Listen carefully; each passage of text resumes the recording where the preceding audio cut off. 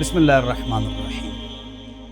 یہ جو T V ہے اور ٹچ موبائل ہے، جو اس کا مروج استعمال ہے اور لوگ کر رہے ہیں، گناہ کبیرہ نہیں، گناہ کبیروں کا مجموعہ ہے۔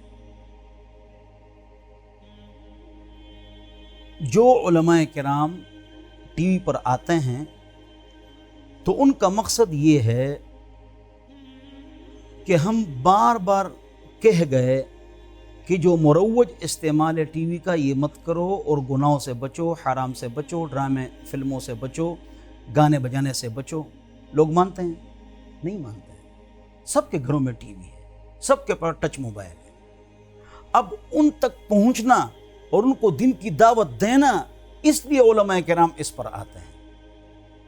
وہی عالم اگر خود ڈرامہ فلم یا گناہ کی چیز دیکھے تو یہ منافقت ہے اور گناہ کبیرہ ہے، وہ ناجائز ہے۔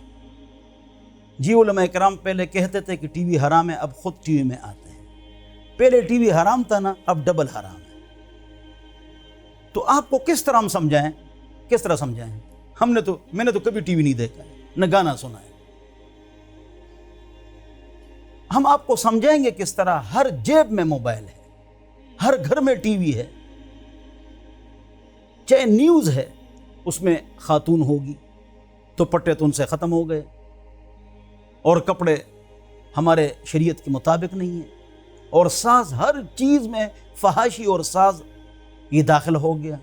تو اپنے آپ کو گناہوں سے بچاؤ، ہم سب نے مرنا ہے۔ اگر ایک خاتون تلاوت کر رہی ہے، میرا اس کو دیکھنا ناجائز ہے، اور اگر خاتون ہے تو مولانا طارق جمیل صاحب کسی بزرگ کا اگر وہ بیان سنے تو سنے گی، دیکھے گی نہیں۔ اس لیے شریعت نے یہ کہا ہے مردوں کو یغضوا من ابصارہم، عورتوں کو یغضضن من ابصارہن، دو نظروں کی حفاظت کریں گے۔ کیا مطلب؟ سب کے کپڑے ہوتے ہیں، چہرے کو نہیں دیکھنا۔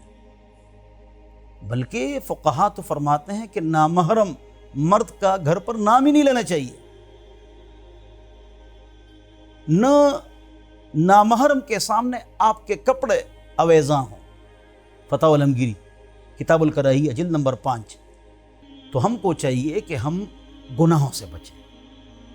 اصل چیز ہے گناہوں سے بچنا۔ حضور اکرم صلی اللہ علیہ وسلم کے پاس ایک صحابی آئے کہ میں سب سے بڑا عابد بننا چاہتا ہوں۔ حضور نے کیا فرمایا؟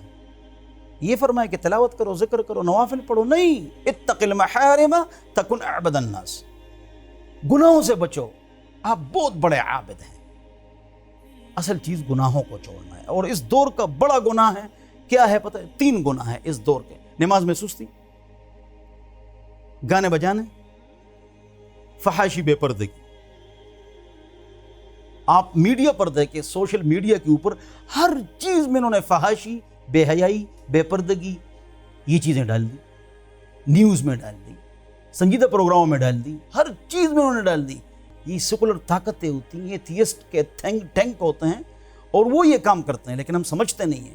اللہ تعالی ہم سب کو اپنی قبر اور آخرت کی فکر کرنے کی توفیق